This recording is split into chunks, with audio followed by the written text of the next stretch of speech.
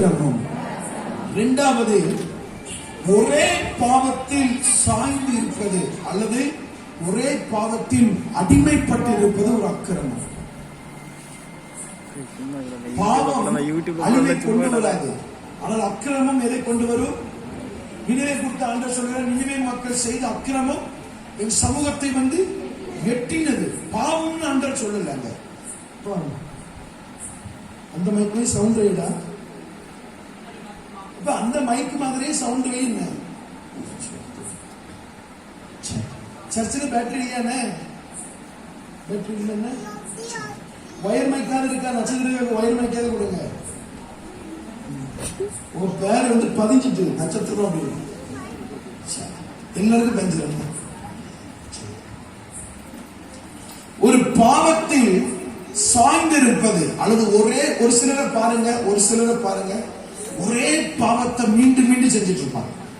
Return மீண்டும் மீண்டும் செய்வாங்க. செஞ்சுட்டு ஒரு வசனத்தையும் சொல்லுவாங்க, விரும்புகிறதை செய்யாமல் விரும்பாததை செய்கிறது.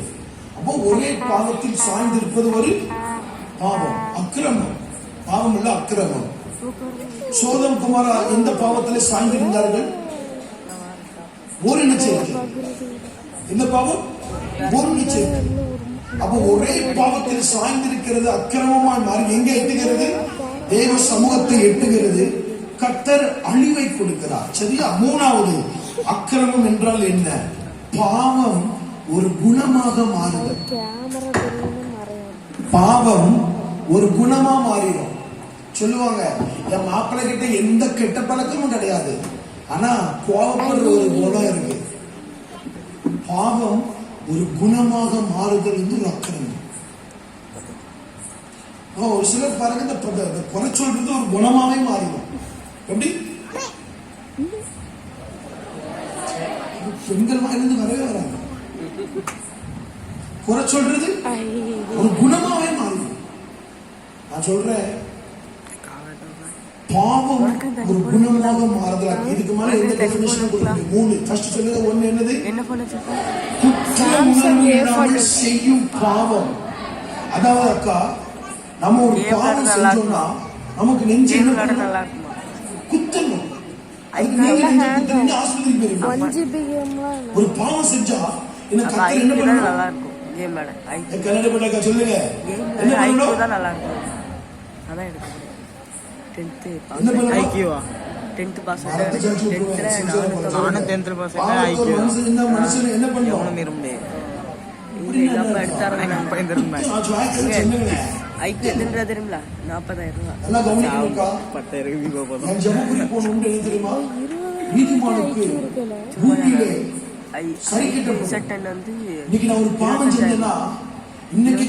தண்டனை கொடுத்தா எனக்கு பரலோகம் நிச்சயம். ஒருவேளை நீங்க பல பாவத்தை பல வருஷம் மறைமுகமா செஞ்சுட்டு கர்த்தர் உங்களை ஓட விட்டு பார்க்கிறார் அப்படின்னா எனக்கு நரகம் நிச்சயம். அதான் வேதம் சொல்லுகிறது, நீதிமானுக்கு பூமியிலே சரிக்கட்டப்படும்.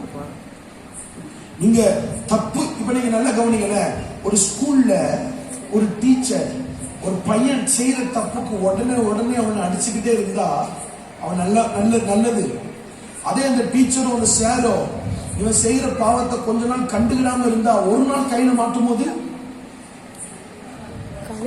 ஃபுல்லும் பெரம்பு தடமா இருக்கும். அடிச்சு முடிச்சு துப்பிடுவாங்க. நீங்களும் இப்படிதான். ஒரு சில அம்மா அப்பா பாருங்க, பிள்ளைங்க அப்பப்போ பாவம் செய்யும் அடிப்பாங்க. ஒரு சில பாருங்க, பிள்ளை பாவம் செஞ்சாலும் கொஞ்சம் விட்டு பிடிப்பாங்க. கையில மாட்டும் போது எனக்குள்ள எங்க அப்பாவும் எங்க அம்மா பார்ட்னர்ஷிப் போட்டு அடிப்பாங்க. அதுக்கு நானும் பின்னாடி அடி கொடுத்தேன். வேற பார்ட்னர்ஷிப் போட்டு அடிப்பாங்க. எங்க அம்மா 10 நிமிஷம் அடிச்சுட்டு சோர்ந்து போய் வேட்டு போய் உட்கார்ந்துருவாங்க. எனக்கு சப்பாத்தி அந்த சட்டாப்பை அடிச்சு சின்ன வட்ட கோலம் போட்டமே இருக்கும், உடஞ்சிரும். அதுக்கடுத்து எங்க அம்மா வேற ஏதாவது உரல் ஏதாவது எடுத்து போயிருவாங்க, அந்த மத்தி எதாவது. உடனே எங்க அப்பா என்ன போட்டு அடிப்பாரு. அவருக்கு கொஞ்ச நேரம் சோர்ந்து ஒரு பீடி அடிச்சுட்டு அடிக்க போய் உடனே எங்க அம்மா வந்து அடிப்பாங்க. என்னன்னா, ஒரு மனிதன் செய்கிற பாவத்துக்கு, அது நீங்க செய்கிற பாவத்துக்கு கர்த்தர் உங்களுக்கு உடனே தண்டனை கொடுக்கிறாருன்னு உங்களுக்கு தெரியும்.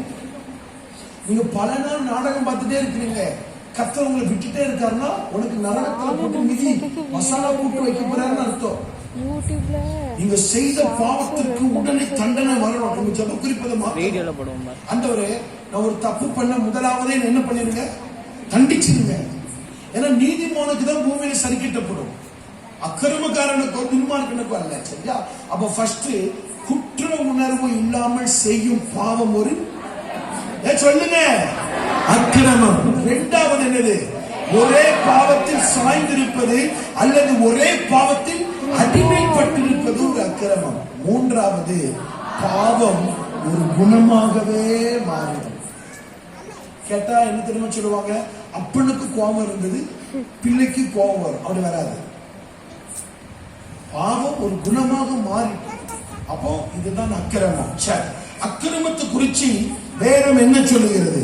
ஆண்டவர் சொல்லுகிறார், அக்கிரமம் பண்ணுகிற ஒரு மனிதன் மரித்து போகிறான் என்று சொல்லுகிறார். மேலும் வேதம் அக்கிரமத்தை குறித்து என்ன சொல்லுகிறது? முதலாவதாக திருப்பிக் கொள்ளவும், ஏசாயா தீர்க்கதரிசியின் புஸ்தகம் 59வது. பைபிள் ஓபன் பண்ணு. பைபிள் கொண்டு வரலையா? வெள்ளச்சட்டையை பெற்ற அம்மா யாரு?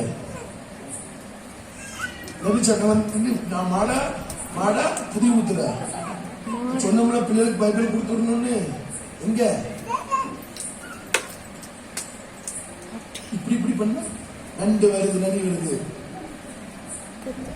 ஏசாயா தீர்க்கதரிசியின் புஸ்தகம் 59வது அதிகாரம் 2வது வசனத்தை வாசியுங்கள். பக்கம் 865. மைக்ல வாசிக்கும் சத்தம். பக்கம் 865. 865. சரி. உங்கள் அக்கிரமங்களே உங்களுக்கும் உங்கள் தேவனுக்கு நடுவாக பிரிவினை உண்டாக்குகிறது. உங்கள் பாவங்களே உங்கள் அக்கிரமம் உங்களுக்கு செவிகொடாதபடிக்கு அவருடைய முகத்தை உங்களுக்கு மறைக்கிறது. ஏசாயா 59 2வது அதிகாரத்துல 2 டெஃபினிஷன் இருக்குது. பாவத்தினுடைய விளைவு என்ன? அவர் நமக்கு ஜெபத்திற்கு பதில் கொடுக்காதபடிக்கு. வசனத்தை பாருங்க, முகத்தை பார்க்காதீங்க. என்ன சொல்லுது? உங்கள் பாவங்கள் அவர் உங்களுக்கு செவி கொடாதபடிக்கு. சரி, பாவத்துக்கும் அக்கிரமத்துக்கும் டெஃபினிஷன். ஆனா ஃபர்ஸ்ட் அக்கிரமம் தேவனிடத்தில் இருந்து நம்மை பிரிக்கும். ஏன் என்னால கர்த்தர்கிட்ட நெருங்க முடியல? ஏன் இன்னும் என்னால கர்த்தர்கிட்ட சேர முடியல?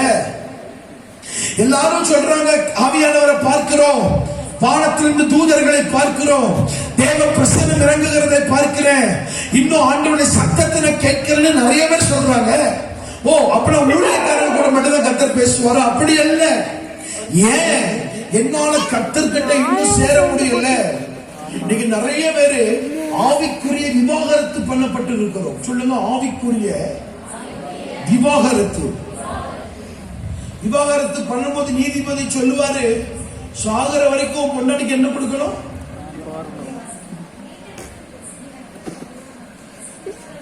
எத்தனை குடும்பத்துக்கு விவாகரத்து பண்ணி விட்டுருக்கீங்க? சும்மா அப்படி பார்க்க எப்படி? சாகர வரைக்கும் பொண்டாட்டிக்கு பிள்ளைக்கு என்ன பண்ணணும்? இங்கிலீஷ்ல மெயின்டெனன்ஸ், தமிழ்ல ஜீவனாம்சம் கொடுக்கணும். இப்போ நமக்கு ஆண்டவருக்கு விவாகரத்து ஆயிட்டு பெற்றுட்டாரே, உயிர் உள்ள வரைக்கும் என்ன கொடுப்போம்? எதையாவது 5-10 கொடுப்போம்னு கொடுத்துட்டு இருக்கிறார். நீங்க ஜீவனாம்சத்தை வச்சுட்டு மெயின்டெனன்ஸ் வச்சுட்டு அவருக்கு எனக்கு பிரிவு இல்லை நீங்க சொல்ல முடியாது. தேங்க்யூ. முக்காடு போடாம நீங்க வாரீங்க. சாரி, உங்க ஆம்பளை நாய். உங்களை பார்த்தாலே காமெடி பண்ணு தோணுது. அப்ப ஏதோ நடக்க போதும் நடத்த பாருங்க.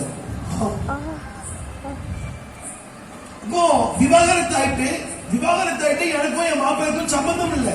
அபிஷியலா நாங்க பிரிஞ்சிட்டோம். ஆனா என்ன நடக்குது? மாசம் என் மாப்பிள்ளை அக்கௌண்ட்ல இருந்து எனக்கு ஒண்ணு விழுந்துகிட்டே இருக்குது. 5,000 10,000 அவருடைய சொத்துக்கு பேரு. அதனாலதான் நல்ல மாப்பிள்ளை என்ன பண்ணுவாங்க, விவாகரத்து பண்றதுக்கு முன்னாடி சொத்தை அவங்க அம்மா பேர்லயோ அவங்க தம்பி பேர்லயோ எழுதி வச்சுட்டு விவாகரத்து நிற்பாங்க. இப்ப சொத்துக்கு கணக்கு கொடுக்கும் என்ன ஒண்ணுமே இல்லை. அப்போ நீங்க மாசம் 5,000 ரூபாய் கொடுத்தா போதும். அதுக்கடுத்து விவாகரத்து முடிஞ்சாலும் சொத்து தாம்பேர மாத்திக்கிடுவாங்க. ஐடியா நல்லா தான் பயன்படுத்திக்கோங்க. அப்போ இது ஒரு ஆவிக்குரிய விவாகரத்து. உங்கள் அக்கிரமங்களே உங்களுக்கும் உங்கள் தேவனுக்கும் நடுவாக ஸ்பிரிச்சுவல் டிவோர்ஸ், ஆவிக்குரிய விவாகரத்து. ஏன்னு கேட்டா நம்ம என்ன எல்லாரும் மணவாட்டிகள், அவர் மணவாளன். அப்போ மணவாட்டிக்கும் மணவாளனுக்கும் சம்பந்தம் இல்லைன்னு சொன்னா என்ன அர்த்தம்? விவாகரத்து.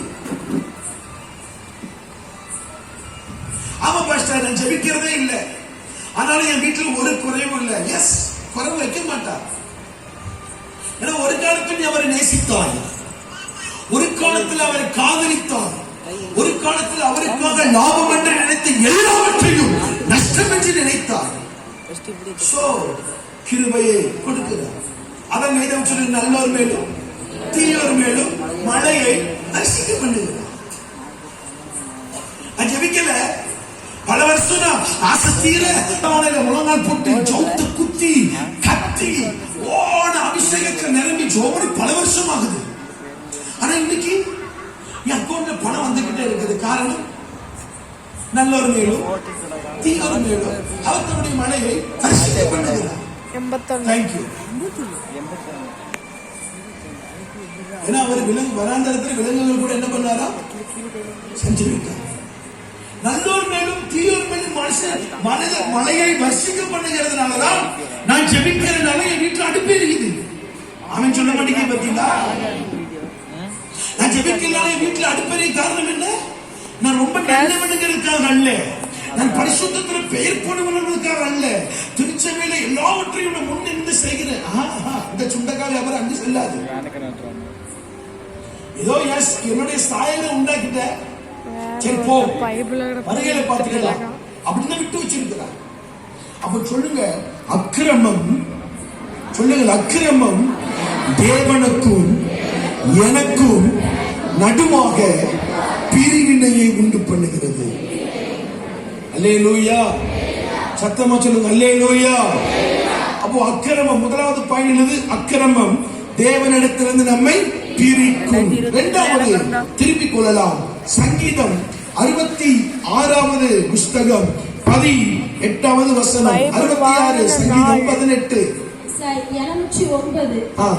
என் இருதயத்தில் அக்கிரமத்தை சிந்தை கொண்டிருந்தேனானால் ஆண்டவர் எனக்கு செவி கொடார்.